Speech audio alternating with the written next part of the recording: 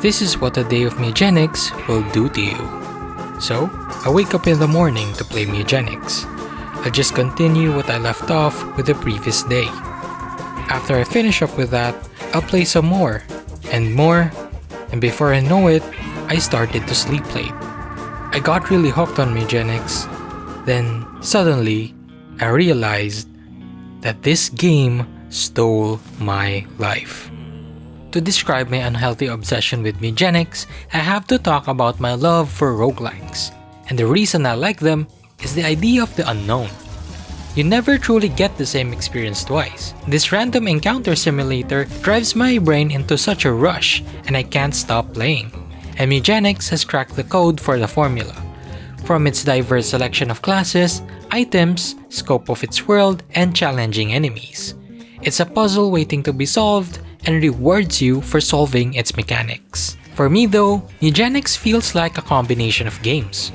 It has the strategy of chess, the chaos of Binding of Isaac, the charm of Plants vs. Zombies, and the brutality of Darkest Dungeon 2 also having permadeath feature. While it feels charming and easy at first, it requires tactical thought, especially in harder areas.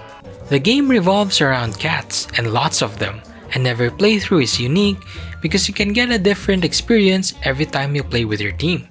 You can mix and match classes like warrior and mage, and after some time, you'll find yourself becoming deeply invested in what a bunch of underdogs could become. I've got to say, this game is surprisingly deep. The level of detail in the classes alone speaks for itself. With tons of abilities to choose from, the possibilities are almost endless for what type of team you want to have. And for me, what hooked me the most about this game is its experimentation. Do you want a cat that can crit all the time?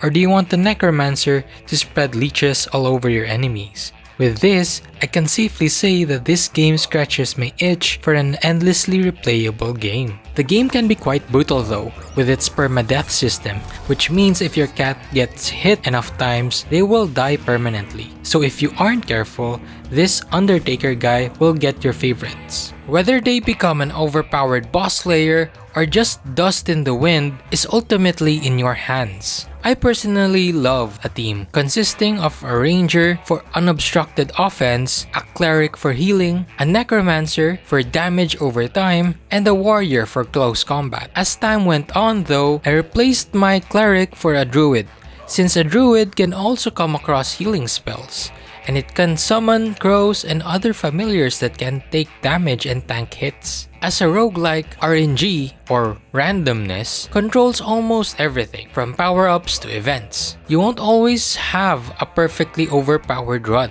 Sometimes you'll get hit with a string of bad outcomes, and that really sucks. However, it's fundamentally a game of choices. You have to decide whether to risk your best items on a run to make things smoother, knowing a single miscalculation could wipe your team and lose those items forever.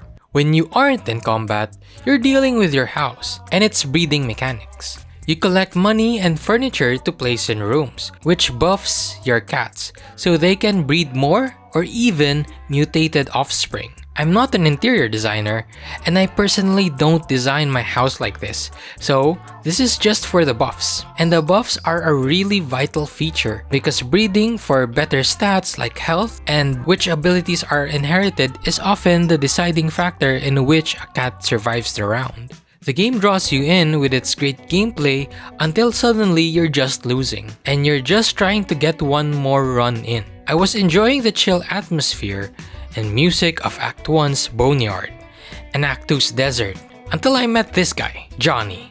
I hate this boss. Unlike other bosses that are pretty straightforward and have simple mechanics, Johnny's really frustrating to deal with, and if you don't plan against his abilities, your cats are toast. He has telepathic abilities that can charm your cats, turning them against each other, and can summon other mobs to help him throughout the fight.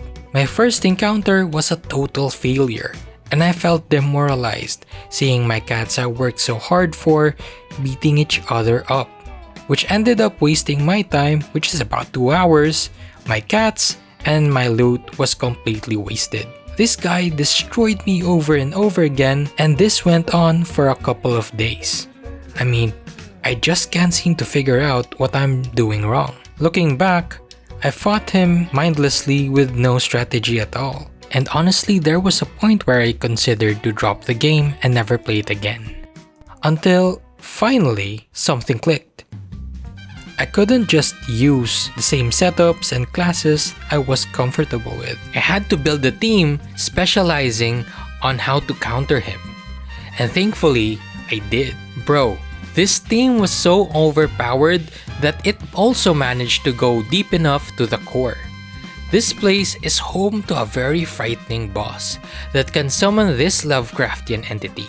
But even this guy didn't stand a chance against my team, with the mage carrying the entire run with its nuke abilities. Now that I have defeated my rival, Johnny, that tormented me over and over again, it felt good to somewhat move on from the game. I enjoyed my experience discovering new skills and abilities and figuring out the most optimized strategy for a new encounter. While I haven't fully finished the game, I'm kinda glad with the challenges that I have overcome.